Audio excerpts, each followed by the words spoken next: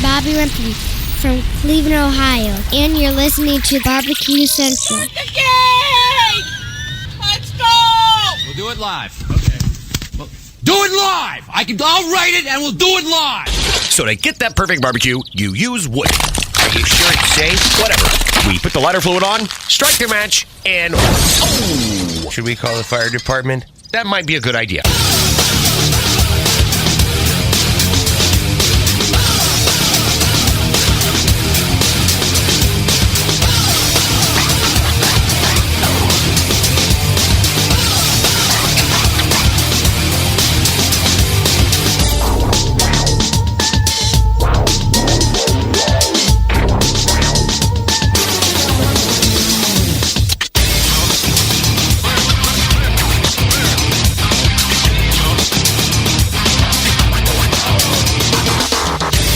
Good evening and welcome to the Really Big Barbecue Central Show. This is the show that talks about all things that are important in the world of barbecue and grilling. The show originating from the Rock and Roll Hall of Fame city, Bomb City, USA, Cleveland, Ohio, the barbecue capital of the North Coast. I am your program host, Greg Rempe. Happy to have you aboard here on your Tuesday evenings, a live fire, fun, and frivolity show. If you would like to get in contact with the show this evening, or you would like to follow the show during off-show hours, here's how you do all of that. You can get in touch with the show by sending an email to Greg at bbqcentralshow.com. Follow us on all the social media channels at BBQ Central Show. And be sure to subscribe to the show podcast feed on your favorite podcast platform. Anything else you want to find out about the show can be found at the main website, thebbqcentralshow.com. And here's what's happening in case you get the newsletter coming up in about 12 minutes from now. A one-time embedded correspondent and frequent guest of this show, then left the show, then has come back to the show over the past year and a half. Owner of Owl's Nest Barbecue, our pal Steve Ray from Ooltewah, Tennessee, joins the show. We're going to be talking to Steve tonight about where his state of barbecue supply store business is, what's been the hot seller over the course of the first 7 months, what he predicts will be big sellers to pull through the rest of the year. There might be any trending items coming up that we're not on the radar with that he can set us on.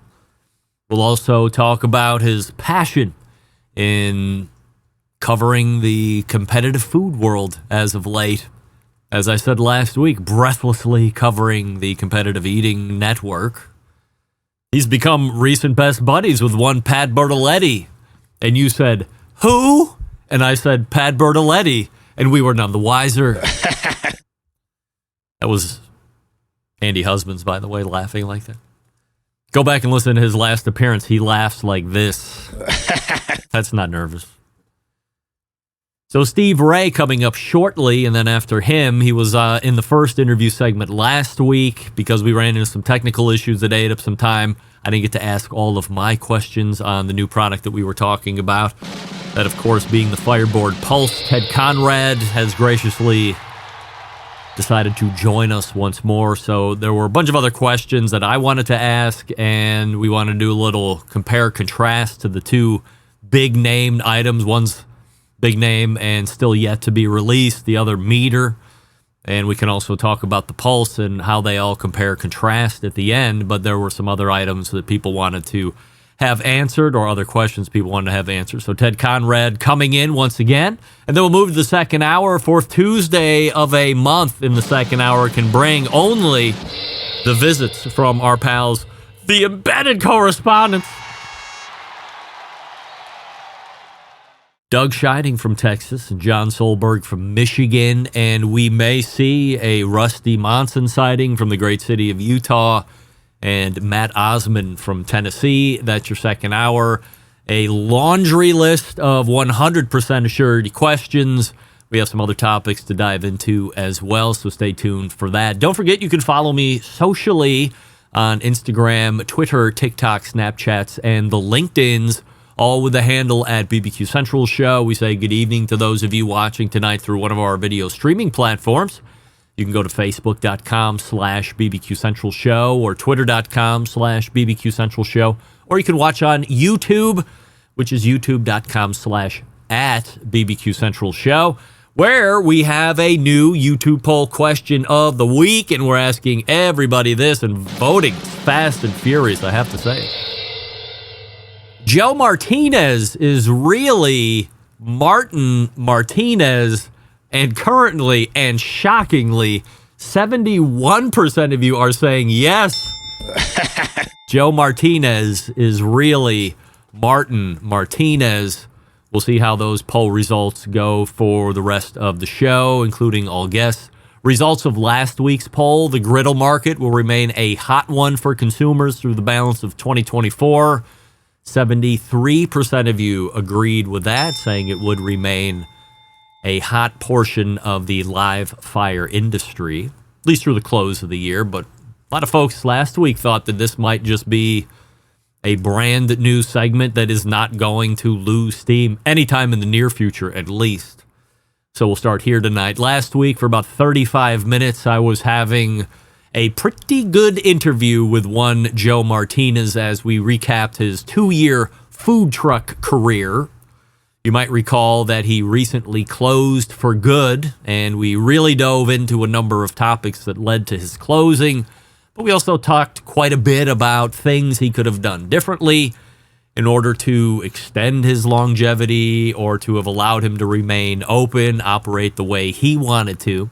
So if you are someone who has been in the exploratory phase of opening a barbecue food truck or trailer or something along those lines, go back and listen to the interview from last week during the second hour and really listen to what Joe was saying. And I say all of that to say this.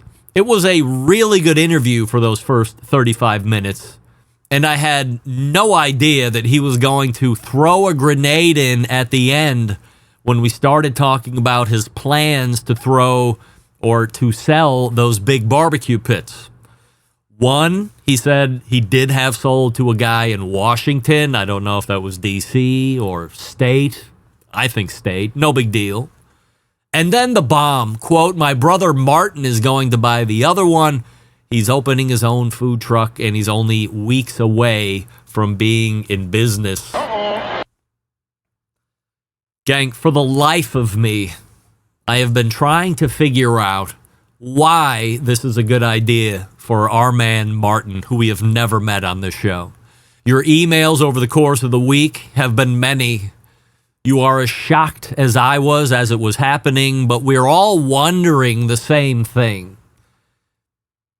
If a guy is working alongside you day after day and is in the middle of what ends up being an unsuccessful business venture for what appears to be a myriad of reasons, and now you're going to try and do it yourself, there can only be a limited number of conclusions that we can make, and they are as follows.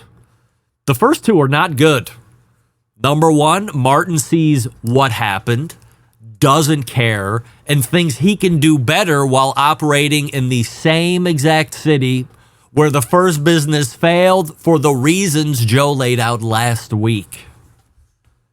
Number two, and this one might be worse. By the way, number one is borderline definition of crazy, doing the same exact thing time after time and expecting a different result. Borderline, not there yet. Time will tell, but borderline crazy. Number two, Martin saw the mistakes that were being made and remained silent and allowed Joe to continue operating without ever saying anything to him about how the ship was sinking and giving him ideas to help right that ship or turn on the bilge pump or get the buckets and help bailing. Now, will he open and execute the plan he was secretly developing behind the scenes and will ultimately be a success? Time will tell on that as well. Or third, Martin has hidden limitless wealth and need something to do to finish time during the day. That's got to be it. Martin Martinez, French for limitless wealth. It's got to be one of the three, gang. And I tried and tried and tried and tried over the course of this past week, starting a week from tomorrow on Wednesday, emailing Joe, because I don't have Martin's contact information. Joe, can we get Martin time after time, day after day, sometimes twice a day? And then some point on Saturday afternoon, Joe said, you know what? He's not really into it. And my reply back to Joe was, well, he better be into it, because he's going to be neck deep into something that seems outrageous to even bother getting involved with in the first place. He needs to come on the big show so we can talk about this. But I was denied, dare I say, rebuffed. We will continue to follow that story. By the way, the poll is clawing back closer to 50-50. We'll update that after we ask what Steve Ray thinks. Folks, the Members Mark Pro Series thermostatic gas grills were thoughtfully designed and engineered with materials specifically designed for their durability and performance. The Firebox was designed to deliver the ultimate in heat retention, durability, and premium corrosion resistance. Every detail of the cooking system has been fine-tuned to ensure superior and consistent cooking performances, including heavy-gauge cooking grates, powerful 304 stainless steel burners, a weatherproof channel ignition system that offers the most reliable ignitions in the industry. Where can you find it? Glad you asked.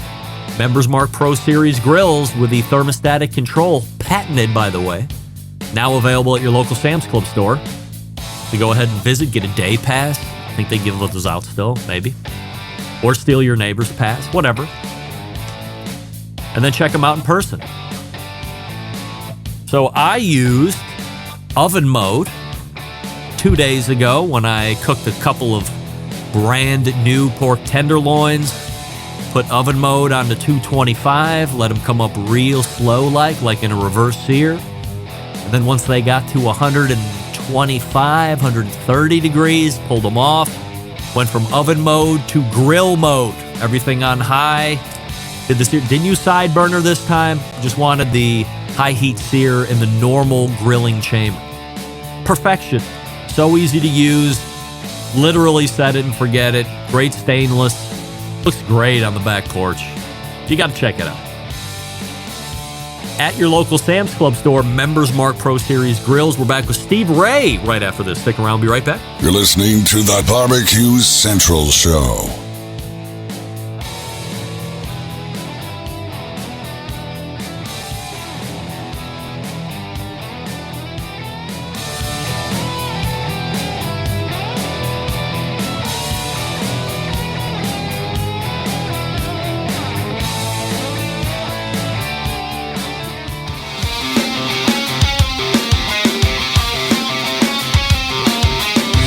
Broadcasting live from the BBQ Central Show studios in Cleveland, Ohio.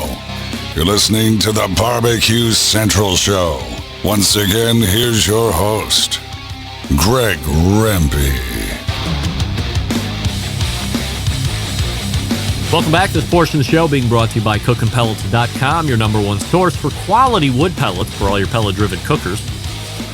After you have decided what you want by visiting the cookinpellets.com website, you can buy from these instead with great shipping rates, much better than Cooking Pellets can certainly supply you with. Amazon.com, Lowe's.com, or Walmart.com, all places you've heard of and trust. And once again, same great selection, even better shipping rates. Amazon, Lowe's, or Walmart. My first guest tonight, the proprietor of a barbecue supply store. He hosts his own live stream show each week and may or may not have a thing for auto repair and selling of gas. If you are in Ooltewah, Tennessee, you should stop by the Owl's Nest Barbecue Supply Store, and you can fuel up your fine whip at the historic gas and service station entitled Steve Ray's Midnight Oil. We welcome back our pal Steve Ray to the show. Steve, before we get going tonight, we have a YouTube poll question of the week that we're asking everybody, which is this: Jose Martinez is really Martin Martinez, yes or no?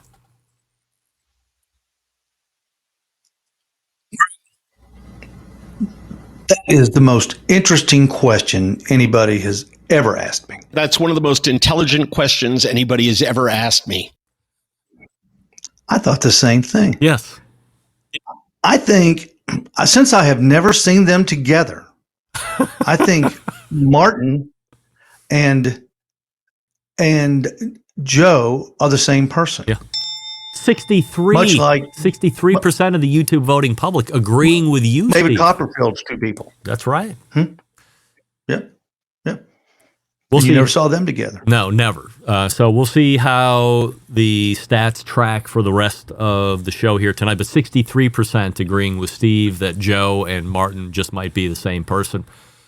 Steve, as you look back through the first 7, almost now going on 8 months of full 7 months of the year, in your neck of the woods for barbecue supply, what's pulling through the store very well? And are there other products that you thought were going to be gangbusters that, as we have kind of broached past mid-year, are a little disappointing? Our Green Mountain Grill sales remain pretty strong. Not as strong as in years past, but they're still our number one seller in the grill line. We took on the Franklin pits. We bought 2 of those, and we've sold 1. And we still got the other one. Of course, that's going to take a very unique consumer to buy that. And the fellow that did buy it is a very unique guy, and he is enjoying it very much. I thought I took on a little Napoleon kettle line. Mm-hmm. I thought they might go because they're pretty cheap, $2.99. They're still sitting there getting a little dusty, so we have to do something about that. My biggest disappointment, and it's something that I love, is still the pit barrel cooker. We really stocked up on those, and they're not. We sold a few. I thought the Badger barrel would go better at $2.49. It's still a little slow, but those kind of products are something that if one person gets it in the neighborhood, boom, boom, boom. Everybody else will see it and they'll go, "Where did you get that?" $2.49. Are you kidding? Where is that? And that's all it takes is one person to buy something like that. So I'm not giving up on the pit barrel. I love pit barrel cookers. I think it's the most underrated cooker that I sell. And if people would just give it a chance, just give it a shot, I think I could make believers out of them. How do you turn the tide if you have inventory, regardless of its pit barrels, the Badgers, or those Napoleon kettles that you were talking about? How do you turn that tide and get some buyers in there?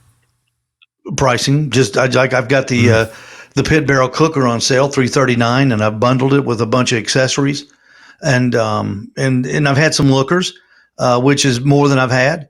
Price drives everything. Once you get it down to a certain price, you'll get rid of it. You just got to gamble and hope you make a little bit of money on it. What do you look at for the rest of the year? Is there anything that is going to be coming out that you think is really going to hit, or whatever's popular now is probably going to be popular through the rest of the year? Well, I think the pellet grill will still be our number one. And traditionally, the pellet cookers, for at least for us in my area, we blow it away at Christmas time. For some reason, Christmas is our Green Mountain Grill time. It's not. You would think maybe Memorial Day or the July 4th, but it's Christmas, and that time between Thanksgiving and Christmas, really, our sales will hit the roof. We're taking on a new one, a Kamado Joe Connect. I think that's kind of a neat product. We're gonna try that to see if we can, maybe bump the sales in that, maybe get some more people into the store. It's all about traffic too, Greg. You got to get more people in the store. We're doing some things to do that. Our Saturdays, Our Fridays are just fantastic. But Saturday, I think Saturday ought to be barbecue day. It ought to be, grill day, buying stuff day. And our Saturdays are a little slow. So we're doing a few things to get more foot traffic in there on Saturdays. Is the neighborhood or the community more of sports and getting out of the city on a Saturday versus looking to stay around and use their discretionary dollars to feed the barbecue addiction? No, they're pretty much stay at home. We got, Chattanooga is in a great spot geographically. We're close to Knoxville, a lot of Tennessee fans, Nashville, Vandy, Georgia, down in Athens, and of course Alabama, just down there in Tuscaloosa. Everywhere, 2.5, 3 hour drive. Knoxville's only an hour and 20 minutes from here.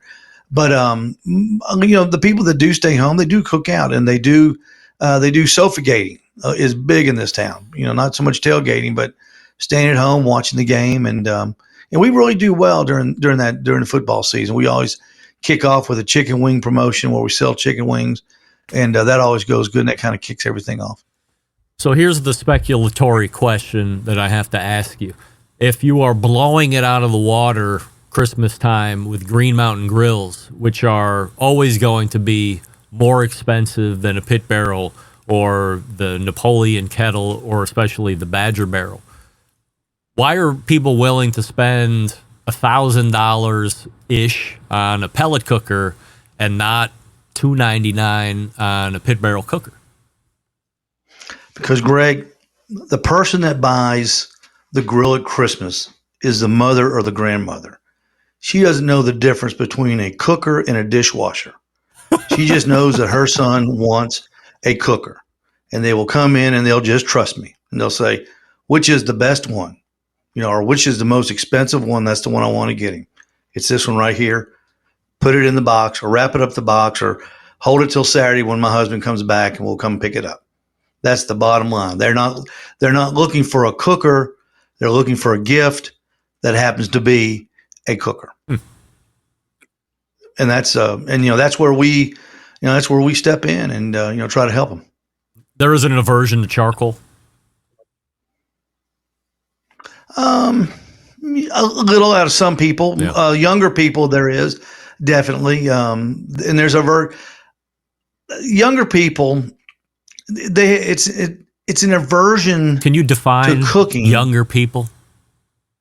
Anybody under 40. Okay. Not you. Okay. Yes. You hit the big half century. Indeed. Well, and they're more interested in, will it hook up to my telephone? If I can cook on something and I can run down to the Walmart and buy groceries, and when I run into my friend, I go, look, I'm cooking at my house. Look at my phone. Look at my phone. Look at that. That's what they want to do. They really don't care. When they come back, hopefully the pork butt's done. If it's a fail, that's okay. They just want to know that they can hold their telephone and run their grill. That's the biggest thing to them. And hopefully on that Kamado Joe Connect, they'll appreciate that as part of that item. So I want to get back to that here in a second because I saw you make a couple posts about using that. Maybe they were giving you a demo run or whatever, but just keeping with the GMG just for one more second. What's the status on inventory, new grills? What are you hearing, if at anything, from Green Mountain Grill corporate? Nothing from Green Mountain Grill because we have a distributor now. My store's in that weird place where we didn't have a distributor. We bought everything directly from Jason. We've got a distributor now, Palm Coast down in Florida. And I got a call yesterday from Daniel down there, and he said they've got the grills in. So they've rolled in finally. And he said, I asked him, I said, how's the inventory? He says, the inventory is great. There's a few items they haven't got, igniters, things like that, things that we need to give people that break. But that's okay. But they do have inventory, and we're gonna put it in order next couple of days. So ordering right now is, you can get by on what you have. At least I can get by on what I have. But I'll have to be getting ready for Christmas now because once September, October roll around, they're going to get short again. I talked to Wes. But I'm a believer. Go ahead. Go ahead. I'm a believer in GMG. I'm going to stick with them. I think it's a great product. I use it here at my house. I use it at the store. It's done me well. And when nobody would talk to me in 2020 about grills, they talked to me. Yeah. And I always remember that, and I appreciate that. I talked to Wes Wright a number of months ago when the Connected Joe was just being introduced, and we hypothesized on success. And then earlier in the year, I believe it was, maybe it was later last year, I had Christy Van over on the show, and she got hands-on with the Connected Joe and gave me some of her initial thoughts. So as somebody who's in the retail business, none of those people are in the retail sales space, obviously, but you are. So as somebody who's seen it, you are a competition cook, you've competed. I mean, you know what you're doing. You're not some guy that's just here to make some money, and you don't have any hands-on knowledge with the product. You know exactly how to cook barbecue, and you've cooked on a number of different cookers. What do you think about Connected Joe? What do you think about the ceramic industry in general? And then how does the connected portion bring together a potential bridge for new consumers to get into the ceramic arena? I think everybody who cooks, especially backyard people, because that's my focus is backyard people. I had an egg one time. I did not like it. I could not control it. I would try to, when I'd get that little door just right and I'd get the daisy wheel just right, I'd go in and get the meat. I had the thing at 285. I'd run in and get the pork butt and come back out. The wind had blown. It was at 650 degrees, and here we go again. And I just never really got into it. But I always thought they looked cool, and I always thought that when you could cook on them, they really made good food. That's why I'm excited about the Connect. Is it takes all the it takes the wind variable out of your cook, and it keeps it at a constant temperature. We demoed it when the sales guy came up. He demoed it last week, and I was really impressed. Number one, how easy it was. And number two, how easily the temperature went up and the temperature went down. That's the main thing on a ceramic cooker is once the temperature goes up, it takes an act of God to get it to come back down. And that's what I liked about this. And I'm excited about it. Does it start the charcoal too? Mm-hmm. Yeah. Oh, yeah. It sure does. You pour it in there and you just hit the button, program it, hit the button again to set it, and walk away, man. It's boom. And you can use it without the connectivity too. If you just want to, be He-Man woman hater, you can just go out there and start it without the stuff too. So it's either way. So if you're not going to use it if you're not going to try something, you might. If you're not going to use it with the temperature portion of it, is there a vent on the bottom for you to run it old school? Then is that what happens? It sure is. Huh. And it's got a little. I don't know what they call theirs. It's like a daisy wheel at the top, but I don't know what they call theirs. But you said it. This thing even tells you when you start it, you close that door at the bottom because your fan takes over, and it even tells you on the little TV screen down there at the bottom where to set the top vent on what there's like 4 lines on it. Yeah, and it tells you which line to set it on, so you can get the exact temperature you want. It's pretty cool. We just did hamburger. We just grilled on it. We haven't done a long cook or anything like that. But we're going to get it out Saturday. We're going to do some chicken wings on it and see how it works and kind of do a day-long demo with it. How many think you'll bring in? 4. I bought 4, and I bought it's got a real neat rotisserie that comes you can buy, and I bought the covers. I bought the rotisserie, and there's this thing, the pizza oven is called the Dojo. That's what it is, the Dojo. And that's the pizza oven. So I bought 2 each, something like that. And we'll have those there. And we'll look at other accessories down the line. You do a lot of pizza stuff in the store? I'm excited about it. Not as much as I used to. During the pandemic, pizza was all the rage. Yeah. It's funny you asked that question last week. Do you think that the griddle was going to still stay strong? And I voted yes. I think the griddle market's real strong. I think the pizza oven market, I think though, is going to be the one that kind of goes downhill because we don't sell near the pizza. We've got mat stuff in the store, and we just don't sell near the supplies that we used to. We got a bunch of because I really stocked up on peels and accessories, and there a lot of them are still sitting there too, and they were flying off the shelf in 22, 23. But that's okay. Any Labor Day events coming up here that you want to start promoting in case people are going to be around the store?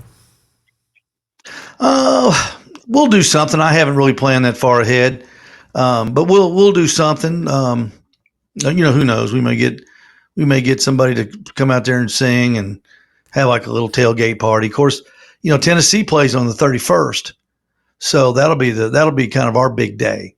Is when Tennessee Tennessee plays the University of Tennessee at Chattanooga that day. So there'll be a double interest in our area because Chattanooga is going to go to Knoxville.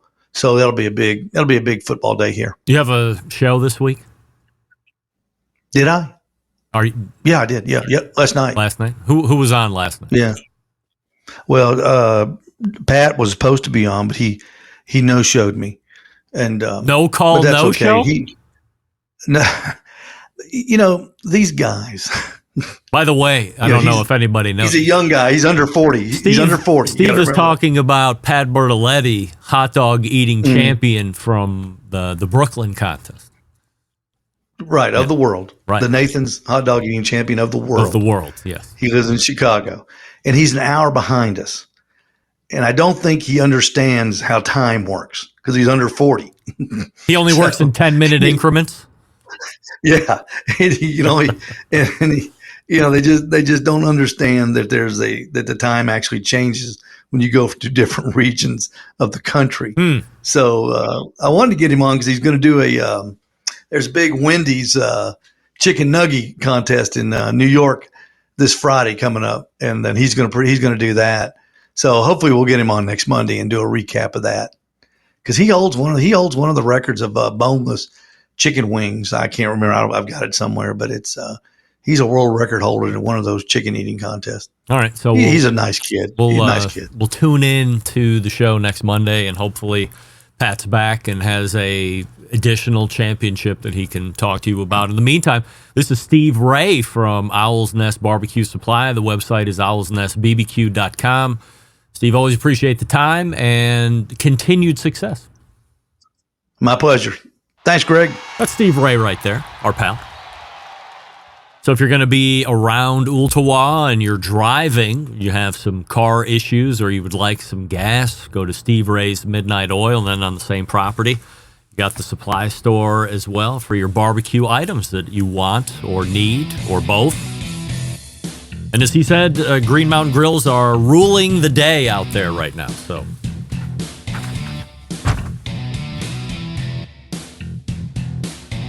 I'm just looking at the poll.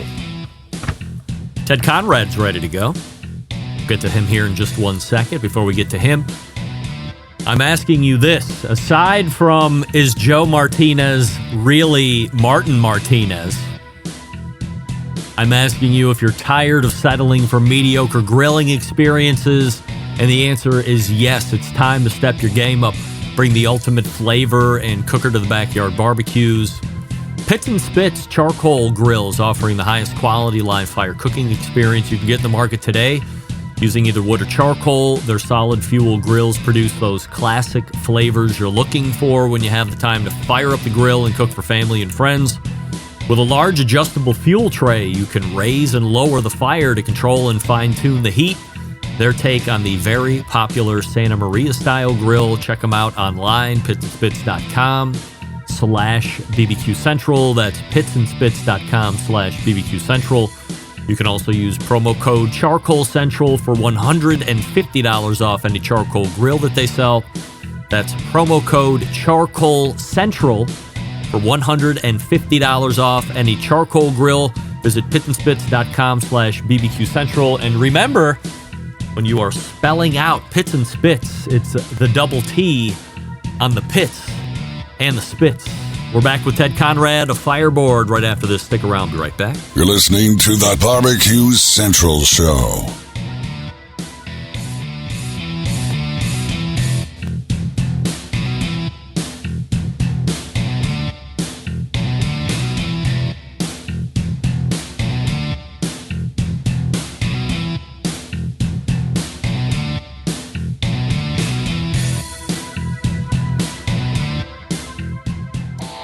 Howard Stern, Jim Rome, Dan Patrick, and Greg Rempe. The Mountain Rushmore of talk show entertainment.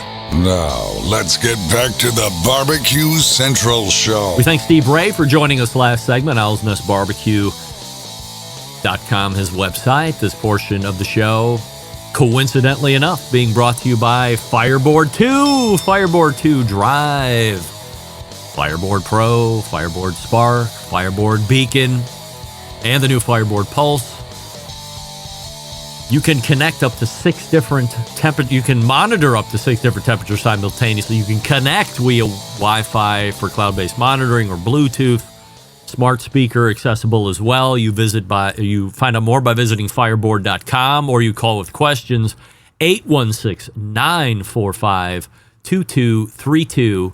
And as luck would have it, my next guest on the show was on the show last week, where we were talking about the launch of the aforementioned Pulse wireless thermometer. We had a bit of a tech hang-up at the beginning of the segment, and there were some things that I wanted to ask him about, but time evaporated. But as luck would have it, he is available again this evening for this segment. So we are happy to welcome back our friend and co-founder of Fireboard, Ted Conrad.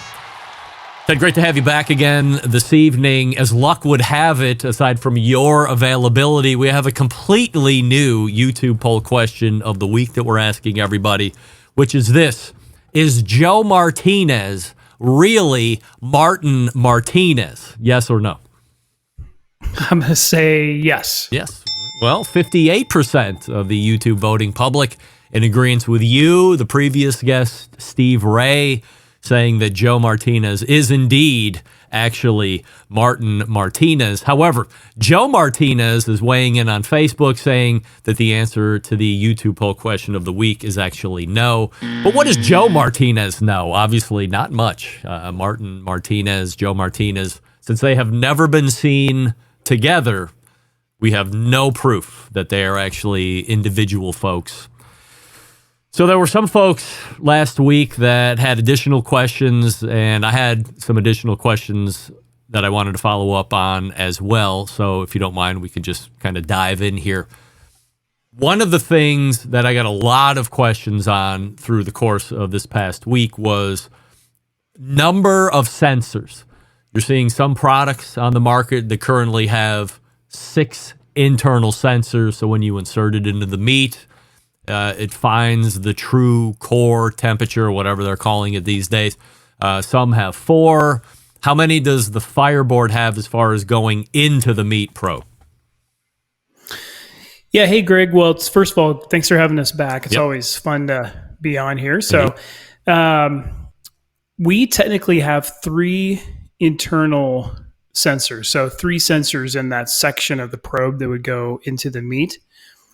Now, we're not, just to be clear, I know some of the probes that are out there make a pretty concerted effort to kind of have these spread out sensors and to kind of guide you through, what the different temperatures are throughout the meat. That's really not what we're doing. I guess, for lack of a better way to put it, we're probably just keeping it simple. I think really it's just the internal temperature of the meat. I think people will learn pretty quickly how to use the product in terms of how far they want to stick it in and what they're trying to measure, and depending on what the meat cut is, right? And if you have a large piece of meat, you want to probe a certain part of it, whatever. It's pretty easy to figure out. There are 3 sensors in there. We've experimented with using the 3 sensors in different ways. Honestly, what we found is whether you take 1 sensor, 2 sensors, 3 sensors, all of the temperatures around that whole region of where the board is are basically the same. for all intents and purposes. So, I mean, if you have a large chunk of meat, and I think there's the science behind cooking, right? So obviously you're going to have that outside temperature get hot and it's slowly going to drift its way towards the middle.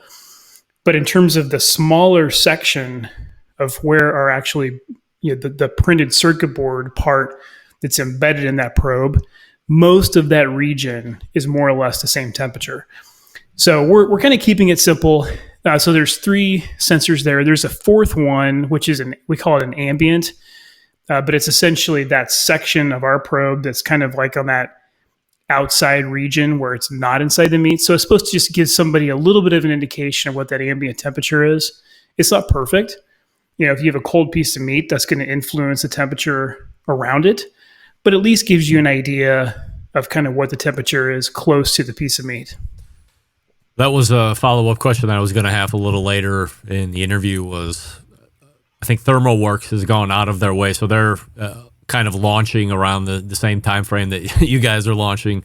And so we're able to see these 2 competing companies talk about, great features and benefits. Both look like great products, of course, but they went out of their way to say, well, we didn't put a sensor on the part that's going to stick out of the meat for exactly the reason that you were saying, because you're going to get false readings and they don't believe in even trying to do that. So they just didn't even put an ambient probe on there. So you guys are along the same mindset. So are you putting it on there because you think that the public would like to see something along the lines of that on there, or what's the thought of putting it there? Yeah.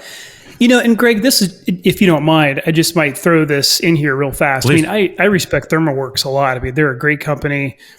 I don't know a ton about their company structure. I haven't really met many of the people there, but they make great products. And so I think my view of this is there's more than there's more to this business than just 1 or 2 companies, right? I mean, I feel like they've got great products. We have great products. And we can both have really great products, and I think all of our customers will enjoy using Fireboard products. They'll enjoy using ThermoWorks products, and they can have both and whatever. So anyway, that's sort of my view on just the competition. I feel like a rising tide lifts all boats, right? They make us better. Maybe we make them better. I don't know, but anyway, so I guess they've chosen not to show that temperature, or not to have a sensor there, which I think makes sense. From our perspective, it was a little bit of a toss-up, and we said, well, if we have the sensor there, we can educate people on what that reading really is. So if you're running, let's say you're cooking a brisket, right?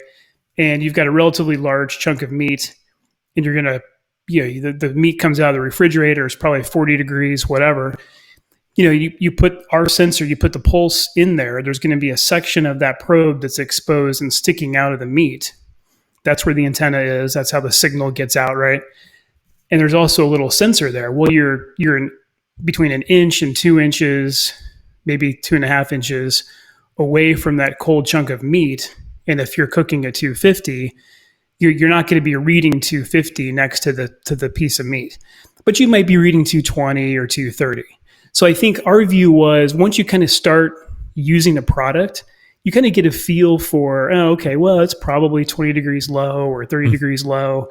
And that way, if people understand what's going on, I mean, in my view of this is sort of, this isn't like SpaceX, we're sending a rocket to Mars and back, but it's just, hey, it's 20 degrees cooler, it's 30 degrees cooler, it's no big deal.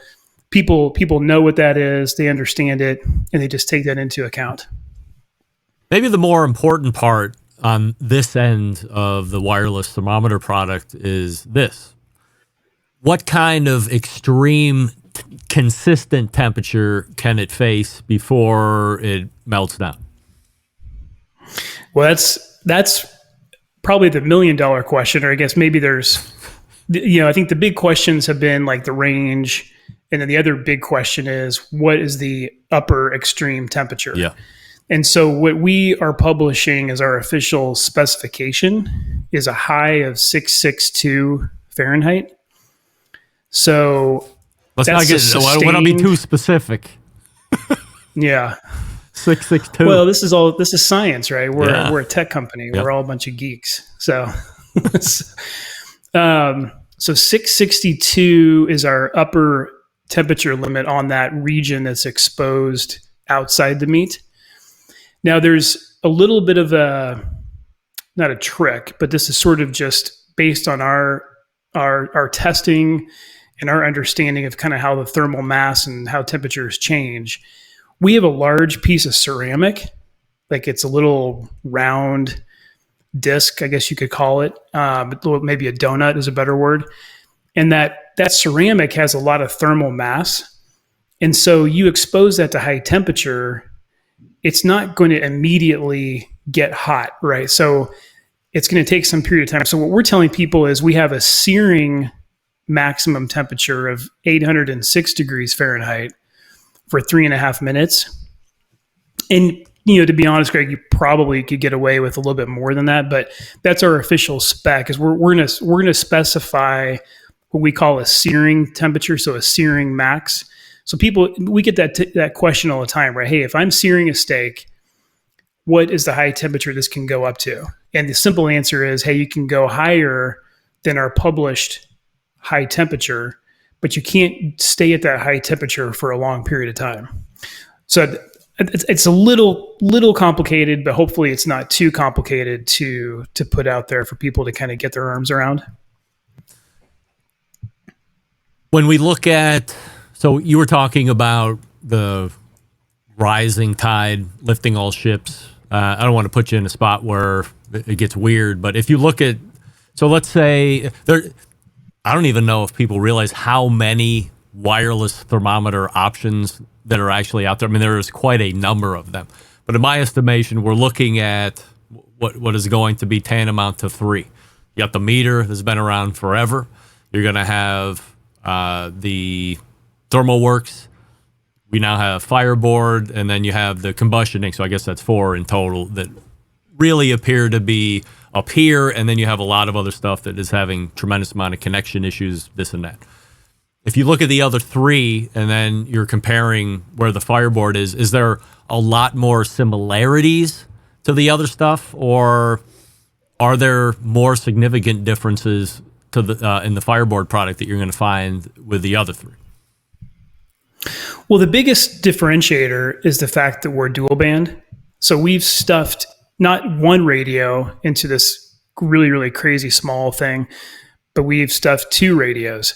It was funny, that's kind of a tangent, but I was in a car with my dad briefly over lunch today. I picked him up and we were driving home, and I had some of the Pulse wireless probes sitting in my truck. And he looked at it, he's like, hey, is that your new wireless probe? And I said, yeah. And I said, he's like, well, how does it work? And I said, well, you just stick it in the meat, you don't have to do anything, and there's no wires. And he kind of looked at it, and I said, well, the circuit board is inside that metal tube. He's like, really? There's a circuit board inside?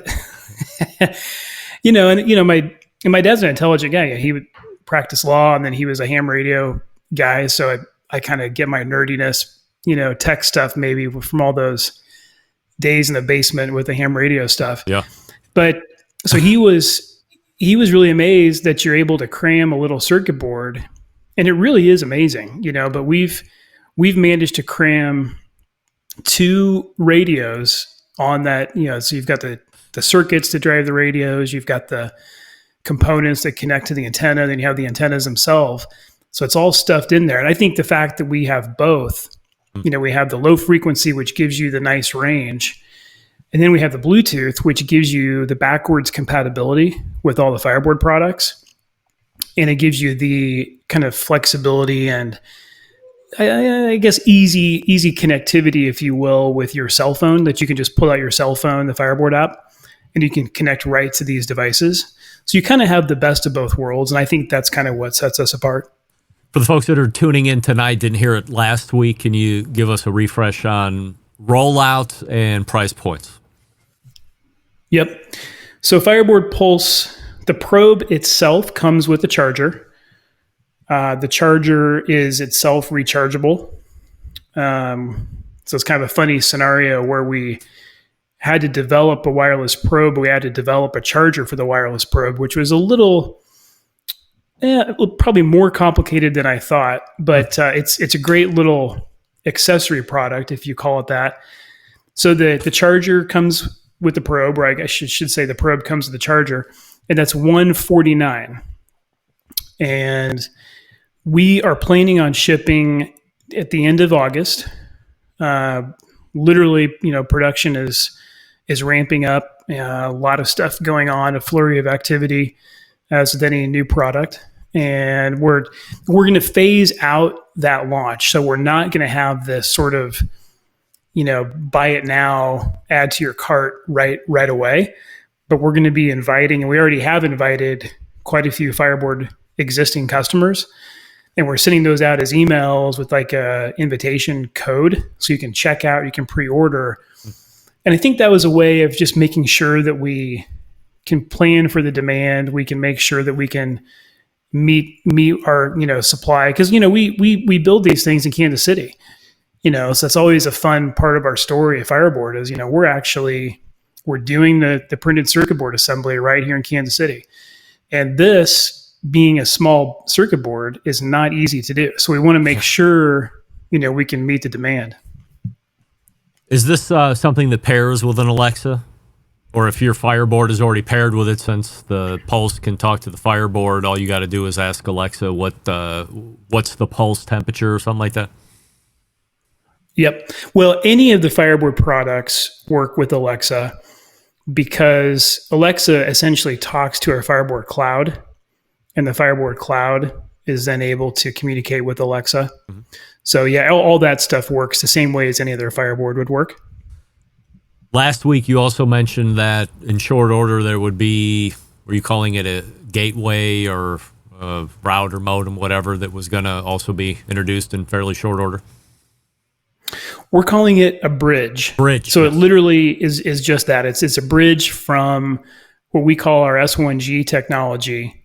So it's the low frequency. It's essentially 900 megahertz. So it's just below 1 gigahertz. So it bridges that 900 megahertz, which is a long range signal, to a standard Wi-Fi connection, which the once you get Wi-Fi, then obviously you're on the Fireboard cloud. So the idea is you could buy a bridge, and we haven't settled on the price. It's probably $70, $80, $90, something like that. The bridge can just sit in your house, kind of like a wireless router. And then all of your S1G Fireboard products will be able to connect to the bridge. And then more products coming out in the future, as you talked about, a veritable ecosystem coming down the pike? Yeah, for sure. Yep. We've, for several years, I think our feeling is we need to keep kind of innovating and keep pushing the product pipeline forward. So it's hopefully, well, who knows? We'll see what this year brings. But I mean, the Pulse was that was a little challenging. And production's challenging too. So we haven't rounded that yet. I mean, we're still pushing on that. We think it's a great product. I mean, I've been using it a lot. We're getting this out. I mean, people are starting to use it more. Sort of our small circle, and then getting it out more. But it's super fun. It's been really challenging though in terms of product launches. Technically, it's just pretty difficult. We'll continue to track the progress. We're very excited. A lot of people in the instant chat here very happy with the answers that they got here tonight. So fireboard.com is the website. Pay attention if you're a Fireboard customer for that invite, if you're lucky enough to get one, as the rollout will take some time here. This is our pal Ted Conrad. Ted, appreciate you coming back on, answering those final set of questions here to make sure that everybody has the best information for their buying decisions, and continued success on the release of the Pulse. Thank you, Greg. Great to be here. You got it. Ted Conrad right there. Fireboard.com/Pulse is the direct website if you would like to save all time and get there expressly. All right, so that's good. So there is a sensor on the opposite end of where the normal internal meat sensors are going to be. You got 800 plus degrees for 3 minutes for searing, if you would like to do that. I'm kind of coming back off the ultra high temperature sear. I don't know if that's necessary anymore, especially after Chris Young had talked about 350, 400 degrees is all you really need in the end to get the brownie. But we'll see how that goes. Before we wrap the first hour, we talk about our pals over at Primo Grills. What do we love about ceramic cookers? We love that they're fuel efficient. We love that you can achieve low and slow temperatures for traditional barbecue meats. And we love that you can get rip-roaring hot for the traditional high-temperature grilling of steaks and other thin cuts. But what's missing in the everyday lineup of ceramic cookers? The real ability to do true two-zone cooking.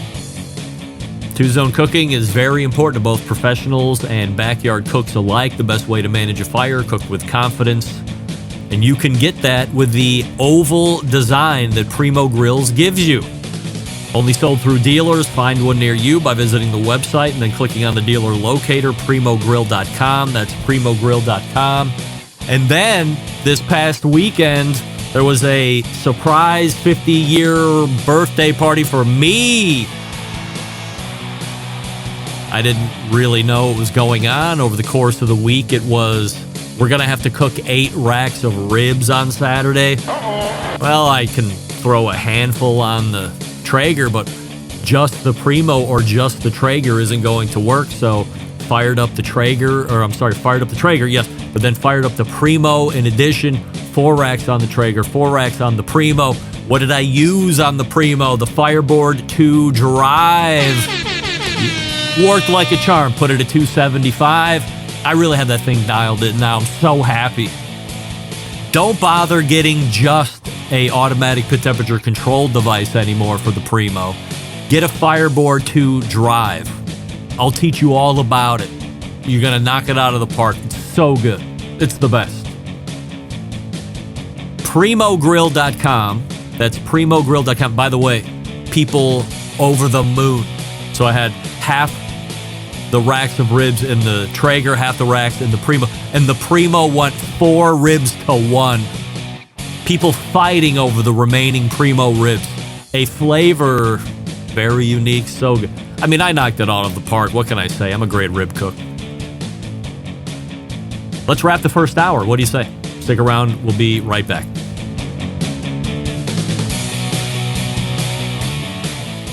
Continuing to produce incredibly mediocre content in an exceptionally professional way. You're listening and watching the Barbecue Central Show. Once again, here's your host, Greg Rempe. And we thank Ted Conrad from Fireboard for joining us. Fireboard.com/pulse if you would like to go see the Pulse. And remember, you can't just go buy it. It is invite only at the moment as they get it rolling out. He says it has been a difficult rollout, to say the least.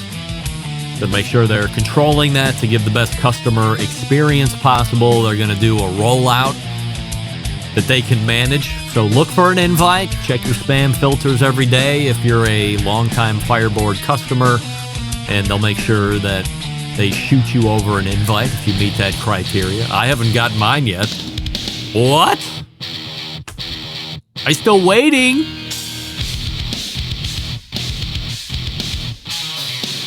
I am shocked at the YouTube poll question of the week. I thought for sure it would spin back. Joe Martinez in the chat is vehemently denying that he is Martin Martinez, but we have no way to prove that.